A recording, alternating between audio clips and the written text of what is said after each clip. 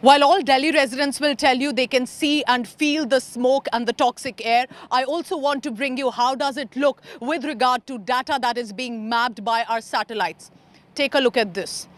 This on my mobile phone, the red screen that you see is actually the severe category of air quality index. It has touched about over 500. It is in severe category, and importantly, this is not just one part of Delhi. This is Delhi, this is Ghaziabad, this is the NCR region. This dark red is, remember, the toxic air that you are breathing.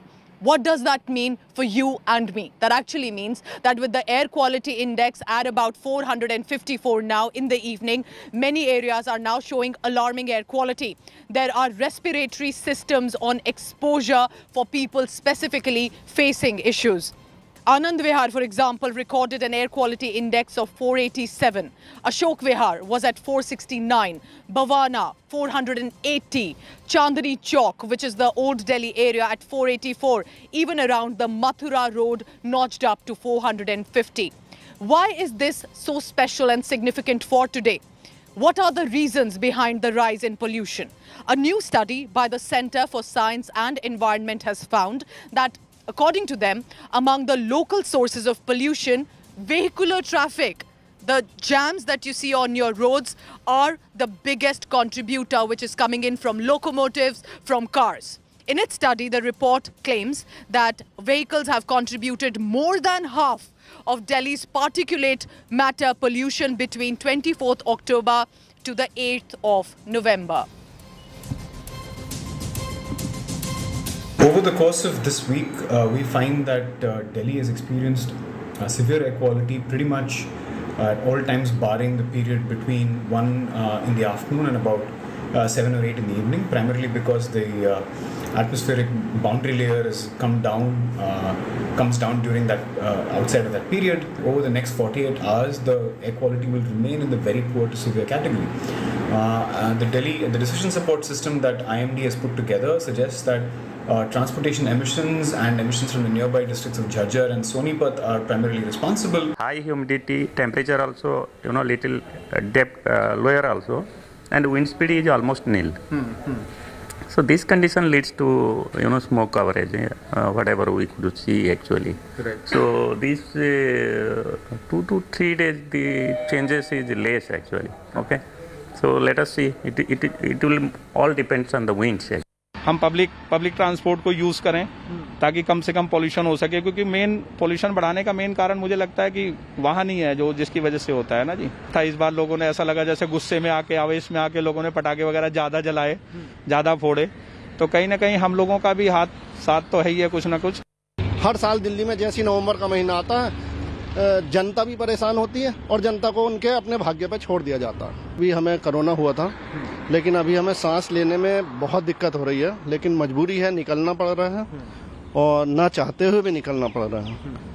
India Today's reporters every day have been going out in the morning and the evening to assess what precisely are the developing status of air pollution and water pollution. Abhishek Anand currently is on the field to give us this latest update. Abhishek, many may not see the smoke right now, of course, because it is night time. But you tell us, can you actually feel the toxic air, the eyes that are still burning? What is the status on the ground in the national capital today with smog? Well, Pooja, the air quality is still in very poor to hazardous category across the national capital region. Delhi's air quality particularly is higher. The AQI index shows higher pollutants in Delhi as compared to the neighboring cities of Noida, Ghaziabad, Gurgaon and Faridabad. The major reason behind this is because of the more vehicular movement which is inside Delhi. But there is one major key component of this pollution is, Pooja, the stubble burning in the neighboring states of Haryana and Punjab.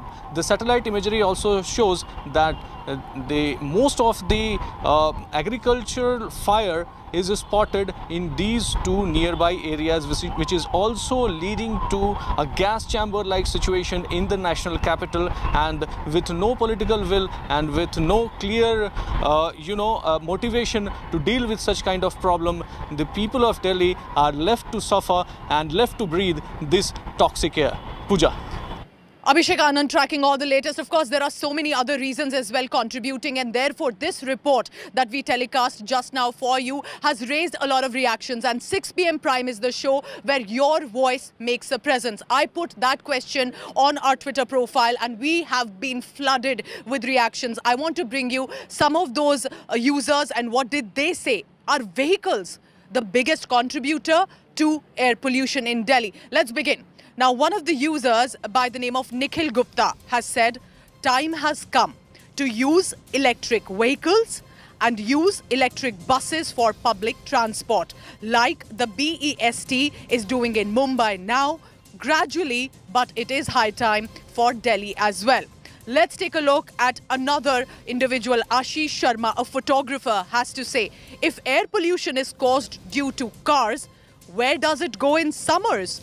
It sure adds fuel to fire, but we do not stop driving in summers where also air conditioners are on full swing. Industries and everything always work. To my understanding, it is the farm fires that are choking us. Another individual by the name of Anu has told us this smog is due to the burning of crops. If it had been anything else, it would have been visible through the year. It is because the government is not able to impose its writ on the farmers. So, of course, this is clearly a debate issue. Many believe it is the cars causing pollution. Many say this is deflection. But let me now bring you, apart from the ground updates, the satellite. What does the science say? Where is the pollution coming from? My colleague Abhishek Anand gets you this satellite imagery so you understand what precisely does a smoky Delhi look like. The entire Delhi NCR has become a gas chamber, and today we are going to show you the key reason behind this condition. The AQI is hovering in very poor to hazardous condition, and this is one of the key reasons why this is happening. This is a website of the National Space Agency ISRO, and this is the data of active agricultural fire. This data is from the 10th to 12th of November, and all the pink dots show the active agricultural fire. Now, if you focus on the northern part of India, you can see the concentrated active agricultural fire in the areas of Punjab and Haryana and parts of western Uttar Pradesh. But this particular area, which is very close to the national capital, is the key reason of the poor air quality of the entire area. Now remember, this is the Himalayan range and it traps the monsoon and forces monsoon rain into India. And now what's happening is the Himalayas have trapped the air, and as a result, the entire smoke from these agricultural fire have been trapped in the entire northern part of the country, leading to poor AQI. Now let me take you to Punjab, where of course you must have seen all those stubble burning visuals, and happens annually now since the past few years. But it appears there are some people taking matters into their own hands now to find a solution. One of the farmers, as it appears, at least one individual in Punjab, has turned into a crusader. He's a cyclist, is traveling around Punjab, asking people, requesting them, making suggestions to not burn the stubble.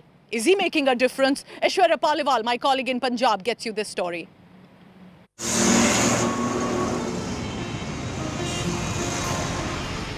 At a time when Delhiites and most of North India is breathing toxic air,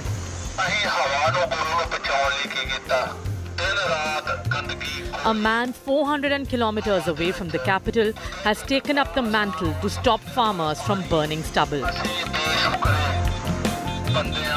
Meet Gurmeet Singh, the anti-pollution crusader fighting the noble battle in Amritsar.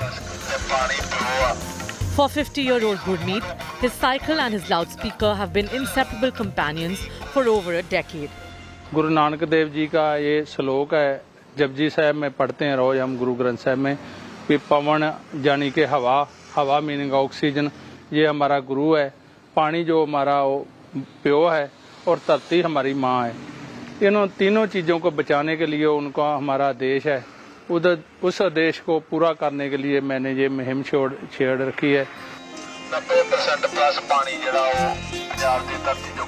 Gurmeet starts his day cycling to the nearby Gurdwara, making announcements to the farmers against stubble burning.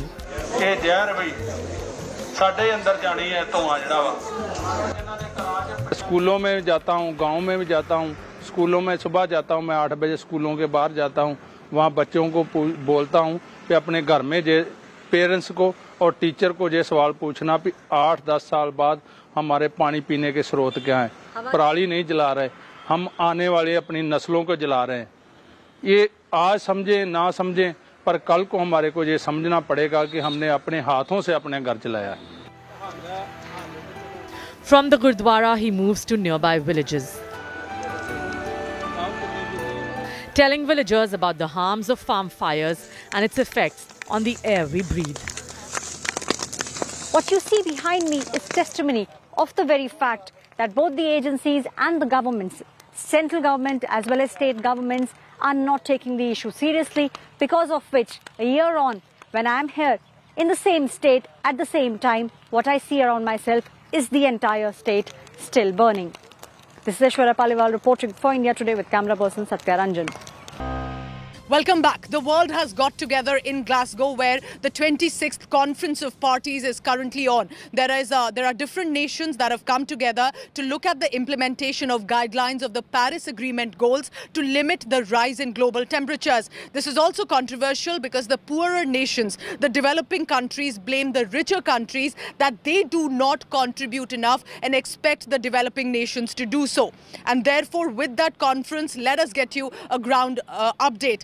On the ground is one of the most renowned environment journalists, Bahar Dutt. She has been reporting she has been speaking to people there from different countries and getting us the latest. And I'm very privileged now to have her on my show, 6 p.m. Prime. Bahar, what is the status on the ground? What are the key highlights? What about the deal between America and China at the COP26? So remember, one of the highlights of COP26 has been not what's going inside in the conference, but perhaps outside and on the sidelines. So if you recall, one of the main the agendas, really the official agenda of the conference, has been the confirming of the Paris rule book and dealing with brackets and commas as far as the final agreement is concerned. But it's really what happens on the sidelines that's been making news over here. So we've had significant pledges on ending deforestation. We had 100 countries signing the methane pledge. Interestingly, China did not sign on that.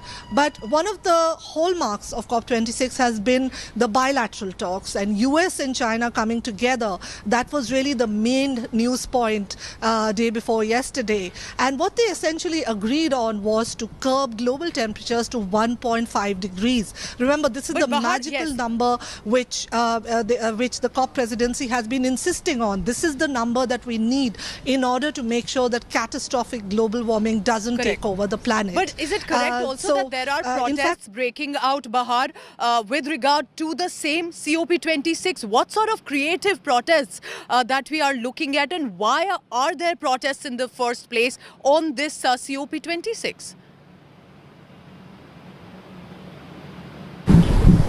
So behind me, what you can see over here are the barricades to COP26 venue.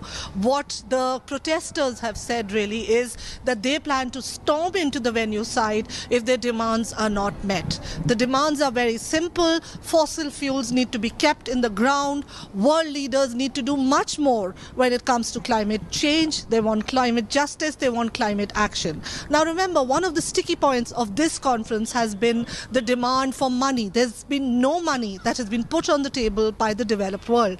And the developing world and small island states, which are perhaps the most vulnerable, have been putting pressure, stating that some money needs to be put on the table and the historical emitters need to take responsibility.